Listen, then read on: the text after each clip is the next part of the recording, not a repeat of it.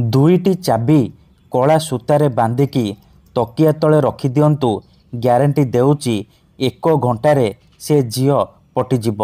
ଆଜ୍ଞା ହଁ, ଯଦି ଆପଣ କେଉଁ ଝିଅକୁ ମନେ ମନେ ଭଲ ପାଉଛନ୍ତି, ସୁନ୍ଦରୀ ବିବାହିତା ନାରୀକୁ ପଟେଇବାକୁ ଚାହୁଁଛନ୍ତି, କିନ୍ତୁ ଯେତେ ଚେଷ୍ଟା କଲେ ମଧ୍ୟ ତାକୁ ନିଜର ମନ କଥା କହିପାରୁନାହାନ୍ତି, ଆଉ ଆପଣ ଚାହୁଁଛନ୍ତି କି ସେ ଝିଅ ନିଜେ ଆସି ଆପଣଙ୍କୁ ଭଲ ପାଉଛି ବୋଲି କହୁ, ତେବେ ଆଜିର ଏହି ଭିଡ଼ିଓଟି ଆପଣଙ୍କର ଇଚ୍ଛାକୁ ପୂରଣ କରିବ। କାରଣ ଆଜିର ଏହି ଭିଡ଼ିଓଟିରେ ମୁଁ ଆପଣଙ୍କୁ ଶିଖେଇବି ଏମିତି ଏକ ମହାଶକ୍ତିଶାଳୀ ନାରୀ ମୋହିନୀ ବଶୀକରଣ, ଯାହାର ପ୍ରୟୋଗରେ ଆପଣ ସୁନ୍ଦରୀରୁ ସୁନ୍ଦରୀ ଝିଅକୁ ଅତି ସହଜରେ ପଟେଇ ପାରିବେ। ସୁନ୍ଦରୀ ବିବାହିତା ନାରୀଠାରୁ ନିଜର ମନ ମୁତାବକ କାମ ହାସଲ କରିପାରିବେ। ଏହି ବଶୀକରଣ କରିବା ପାଇଁ ଆପଣଙ୍କୁ କୌଣସି ପ୍ରକାର ମନ୍ତ୍ରତନ୍ତ୍ର କରିବାକୁ ପଡ଼ିବନି କିମ୍ବା କିଛି ବି ପଇସା ଖର୍ଚ୍ଚ କରିବାକୁ ପଡ଼ିବନି। କେବଳ 2ଟା ଚାବି ଆଣିବେ, ତାପରେ ଏହି ବଶୀକରଣ କରିବେ, ତାପରେ ଦେଖିବେ ଚମତ୍କାର। ଏହି ବଶୀକରଣକୁ ପୂର୍ବରୁ ପ୍ରୟୋଗ କରିକି ଦେଖାଯାଇଛି। ଏହାର ପ୍ରୟୋଗ କେବେ ବି ଖାଲି ଯାଏନି। ଯିଏ ବି ଚାବିର ଏହି ବଶୀକରଣ କରିଛି, ନିଜ ପସନ୍ଦର ଝିଅକୁ ଅତି ସହଜରେ ପଟେଇ ପାରିଛି। ତେଣୁ ଯଦି ଆପଣ ଯେତେ ଚେଷ୍ଟା କରି ମଧ୍ୟ ସେ ଝିଅକୁ ପଟେଇ ପାରୁନାହାନ୍ତି, ତେବେ ମୋ କଥା ମାନି ଆଜି 2ଟି ଚାବି ଆଣି ଏହି ବଶୀକରଣ କରିକି ଦେଖନ୍ତୁ। ଗ୍ୟାରେଣ୍ଟି ଦେଉଛି, ଯେଉଁ ଝିଅ ପଟୁନଥିଲା ସେ ଝିଅ ଆପେ ଆପେ ପଟିଯିବ। ପଡ଼ିଶା ଘର ଭାଉଜ ହାତ ଧରିକି ରୁମ୍କୁ ଡାକିବ, ଯାହା ଚାହିଁବେ ତାହା କରିବ।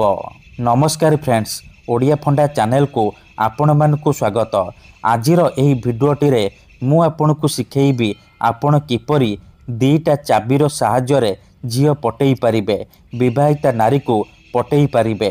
ଏହି ବଶୀକରଣ ହେଉଛି ମୁସଲିମ ବଶୀକରଣ।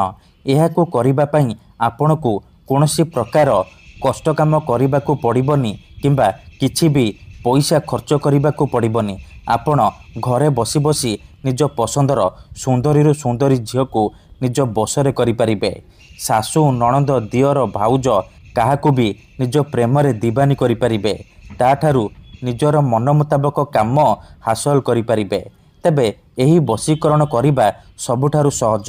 ଏହାକୁ ଆପଣ କିପରି କରିବେ, କେମିତି କରିବେ, ଏହାର ପ୍ରୟୋଗ ବିଧି କ'ଣ, ମୁଁ ଆପଣଙ୍କୁ ଶିଖେଇବି। ଜାଣିବା ପାଇଁ ଭିଡ଼ିଓଟିକୁ ମୂଳରୁ ଶେଷ ପର୍ଯ୍ୟନ୍ତ ପୁରା ଧ୍ୟାନ ସହିତ ଦେଖିବେ। ଠିକ୍ ଅଛି, ବଶୀକରଣ କରିବା ପୂର୍ବରୁ ଆଉ ଗୋଟିଏ ଛୋଟିଆ କଥା ଜାଣି ରଖନ୍ତୁ। ଆପଣଙ୍କର ବଶୀକରଣ କାମ କରିବ, 100ରୁ 100% କାମ କରିବ। ଦେଖନ୍ତୁ, ମନ୍ତ୍ର, ତନ୍ତ୍ର, ଯନ୍ତ୍ର, ବଶୀକରଣ ଇଏ ଏମିତି ସେମିତି କାମ କରେନି। ମନରେ ସମ୍ପୂର୍ଣ୍ଣ ବିଶ୍ୱାସ, ନିଷ୍ଠା ଆଉ ଏକାଗ୍ରତାର ସହିତ ଆପଣଙ୍କୁ ଏହି ବଶୀକରଣ କରିବାକୁ ପଡ଼ିବ। ତେବେ ଯାଇ ମୁଁ ଆପଣଙ୍କୁ ଗ୍ୟାରେଣ୍ଟି ଦେଉଛି, ଆପଣ ଯେଉଁ ଝିଅ ବା ନାରୀକୁ ଚାହିଁବେ ଅତି ସହଜରେ ପଟେଇ ପାରିବେ, ତାଠାରୁ ନିଜର ମନ ମୁତାବକ କାମ ହାସଲ କରିପାରିବେ। ତେବେ ଏହି ବଶୀକରଣ ଆପଣ କିପରି କରିବେ, କେମିତି କରିବେ, 2ଟି ଚାବିର ସାହାଯ୍ୟରେ ଆପଣ କିପରି ଝିଅ ପଟେଇବେ, ମୁଁ ଆପଣଙ୍କୁ ଶିଖେଇବି। ଜାଣିବା ପାଇଁ ଭିଡ଼ିଓଟିକୁ ମୂଳରୁ ଶେଷ ପର୍ଯ୍ୟନ୍ତ ପୁରା ଧ୍ୟାନ ସହିତ ଦେଖନ୍ତୁ। ବିଧିଟି ଜାଣିବା ପୂର୍ବରୁ ଯଦି ଆପଣ ଆମ ଚ୍ୟାନେଲକୁ ପ୍ରଥମ ଥର ଆସିଛନ୍ତି, ତେବେ ଦୟାକରି ଚ୍ୟାନେଲକୁ ସବସ୍କ୍ରାଇବ୍ କରି ପାଖରେ ଥିବା ବେଲ୍ ଆଇକନ୍କୁ ମଧ୍ୟ ଦବାଇ ଦିଅନ୍ତୁ, ଯାହାଦ୍ୱାରା ଆମେ ଯେଉଁ ବି ଭିଡ଼ିଓ ଅପଲୋଡ଼ କରିବୁ ସର୍ବପ୍ରଥମେ ଆପଣ ଦେଖିପାରିବେ ଆଉ ତାହାର ଲାଭ ପାଇପାରିବେ। ମନେ ରଖନ୍ତୁ, ଏହି ବଶୀକରଣ ବିଧିକୁ ଆପଣ କେବଳ ଶୁକ୍ରବାର ଦିନ କରିବେ, କାହିଁକି ନା ଇଏ ହେଉଛି ମୁସଲିମ ବଶୀକରଣ। ତେଣୁ ଏହାକୁ ଆପଣ କେବଳ ଶୁକ୍ରବାର ଦିନ କରିବେ। ଦିନ 12ଟାରୁ ସନ୍ଧ୍ୟା 6ଟା ମଧ୍ୟରେ ଆପଣ ଏହି ବଶୀକରଣ କରିପାରିବେ। ପ୍ରଥମେ ଆପଣ କ'ଣ କରିବେ, 2ଟି ଚାବି ଆଣିବେ। ଗୋଟିଏ ଚାବିରେ କଳା କଲମର ସାହାଯ୍ୟରେ ସେହି ଝିଅ ବା ନାରୀର ନାମ ଲେଖିବେ, ଯାହାକୁ ଆପଣ ବଶରେ କରିବାକୁ ଚାହୁଁଛନ୍ତି। ଆଉ ଗୋଟିଏ ଚାବିରେ ଆପଣ ନିଜର ନାମ ଲେଖିବେ।